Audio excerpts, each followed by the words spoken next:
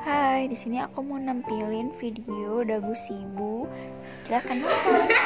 Lalu di puskesmas mana?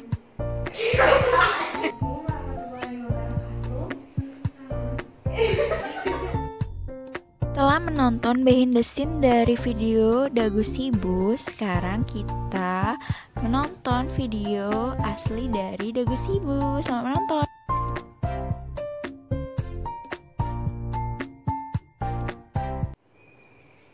Assalamualaikum warahmatullahi wabarakatuh. Waalaikumsalam. Perkenalkan, saya Nazifa Putri Salsabila. Di sini dengan Mbak siapa? Andin. Saya minta waktunya Mbak Andin kurang lebih itu 4 menit. Apa Mbak Andin bersedia? Ya, bersedia. Saya akan menginformasikan seputar Dagu Shibu. Apa Mbak Andin itu pernah dengar Dagu Shibu atau tahu apa itu Dagu Shibu? Belum tahu sih.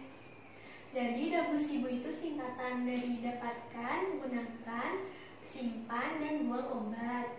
Itu dibuat untuk mengajak masyarakat sebagai slogan, mengajak masyarakat agar tahu bagaimana cara mendapatkan, menggunakan, menyimpan, dan membuang obat dengan benar. Karena kan banyak masyarakat yang belum mengetahuinya.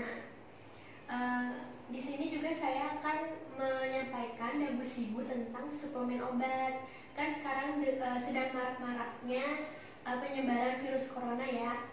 Nah, salah satu pencegahannya itu dengan mengonsumsi suplemen obat, khususnya yang mengandung vitamin C. Contohnya yang mengandung vitamin C itu ada Vitalong C, ini Vitalong C, terus ada juga Enervon C dan lain-lainnya. Nah, bagaimana sih Mbak Andin bisa dapatin suplemen obat tersebut? Mbak Andin itu bisa dapatin di apotik, di supermarket, dan di toko obat. Pastiin juga kalau di apotik itu apotiknya punya izin apotik dan dapat dipercaya.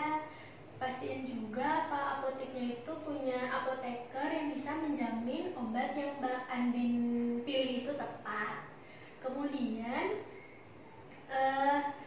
bila membeli obat itu juga lihat nama industrinya. Di sini ada nama industri, terus lihat juga di sini ada nomor registrasi obatnya yang BPOM ini.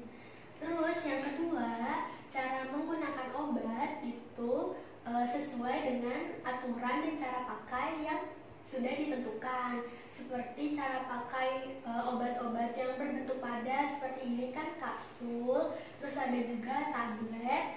Nah, itu diminum dengan air dengan cara ditelan.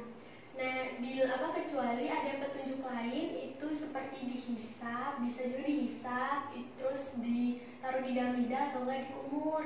Nah, apabila Mbak Andin itu kesusahan untuk menelan obat, itu Mbak Andin bisa dengan bantuan mengonsumsi roti atau buah secara bersamaan dengan vitamin yang Mbak Andin minum.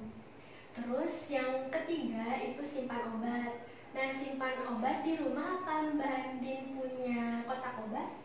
Punya. Nah, jadi vitamin-vitamin ini itu disimpan di dalam kotak obat. Terus kotak obatnya itu diletakkan di tempat yang kering, yang sejuk, jauhin dari jangkauan anak-anak dan jauhin dari sinar matahari langsung. Nah, kalau obatnya itu bentuknya suspensi atau emulsi atau yang sirup itu jangan ditaruh di lemari dingin, di kulkas. Terus pastikan juga tutup vitaminnya itu rapat agar tidak terkontaminasi sama bakteri. Terus yang keempat, cara buang obat. Obat itu dibuang kalau dia sudah rusak dan kadaluarsa. Nah, untuk mengetahuinya obat itu udah rusak atau kadaluarsa, lihat dulu obatnya ini nanti bentuknya itu berubah, sama warnanya itu juga berubah. Nah, cara buangnya itu yang pertama obatnya ini dikeluarkan dulu dari wadahnya. Terus kalau bentuknya padat seperti tablet, kapsul itu harus dihancurkan dulu atau digerus. Kemudian kalau yang bisa langsung, kalau vitamin itu bisa langsung dibuang di saluran pembuangan air. Kalau misalkan nanti punya obat yang antibiotik itu harus dicairin dulu dengan air baru bisa dibuang. Kemudian buangnya itu bisa dengan dikubur atau langsung di tempat sampah gitu. Nah, coba kita review bareng-bareng ya. Tadi yang udah itu apa Mbak Nin? Dapatkannya itu bisa di mana aja? Di apotek, di toko obat, sama di supermarket. Ya, lihat dulu, jangan lupa pas beli obatnya dilihat dulu nomor registrasinya, atau ini asli atau palsu gitu obatnya ya. Terus yang kedua itu gunakannya, Cara pakainya, aturan pakainya. ya biasanya kalau vitamin itu ada di sini ya. Kalau yang ini tuh Vitalong C itu biasanya sih vitamin memang 1 kali sehari 1 tablet gitu. Terus yang ketiga Simpan ya simpannya di tempat obat, terus di tempat kering, tidak terhindar dari matahari, terus jauhkan dari anak-anak. ya. Terus kalau yang buangnya Yang buangnya itu kurang tahu, coba bisa dijelaskan kembali. ya. Jadi buangnya ini bila obatnya ini sudah rusak dan kadaluarsa, itu buangnya kalau yang tablet vitaminnya itu harus digerus terlebih dahulu. Kalau kapsul juga harus dihancurkan dulu.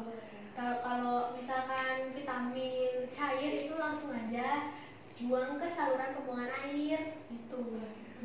Baik, sepertinya Mbak Nin sudah paham ya. Iya. Jadi begitu informasi seputar Dagusibu yang bisa saya sampaikan. Terima kasih atas waktunya ya Mbak Nin. Nah, selesai juga video dari Dagusibu. Semoga video tadi bisa bermanfaat bagi teman-teman. Terima kasih.